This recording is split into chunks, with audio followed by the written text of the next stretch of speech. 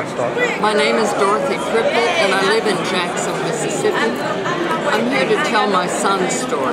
My son will be 50 years old next year, and he was diagnosed with one of those orphan disorders in 1989. But it was a misdiagnosis, and they could never replicate that diagnosis again, and so he was never able to receive disability. He always had worked more than one job.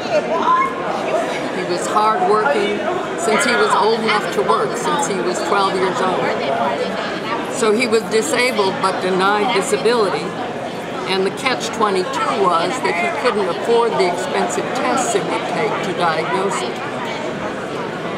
He couldn't hold a job because they couldn't predict when the episodes were going to occur. He woke up most mornings in excruciating pain and vomiting until he would be dehydrated and have to go to the emergency room.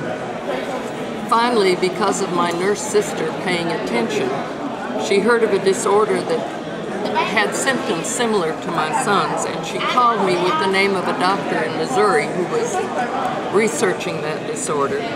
And we were able to get him a true diagnosis and finally get him on disability a couple of years ago.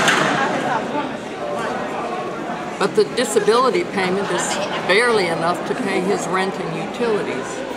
He's now living in Northern California. He has excellent medical care thanks to Med-Cal, although that's being cut now. He is receiving good counseling to deal with the pain. But he's very lonely because he's away from his family and friends, so he suffers from depression. And he is still sick. The doctors and the Congress people and the representatives and the people who are in opposition to health care reform say if you don't have insurance, go to the emergency room. Well, I'm here to tell you that going to the emergency room is a terrible experience, especially if you are throwing up and screaming in pain and people think that you are drug seeking. Treatment in the ER is not sufficient to take care of somebody who is truly ill. They are required to stabilize you if you have no insurance. In that case, it means give him a painkiller, rehydrate him with an IV, and send him back out. And nothing further. Hours in the waiting room, screaming in pain, vomiting, embarrassment, and then sent out on the street in a couple of hours. If I was there with him, he would receive better attention than if he was there alone. One time in one of the hospitals in Jackson, there was nobody in the little prayer room that was off of the emergency room, and my son's disorder requires him to get some relief to be in a darkened room in a quiet environment.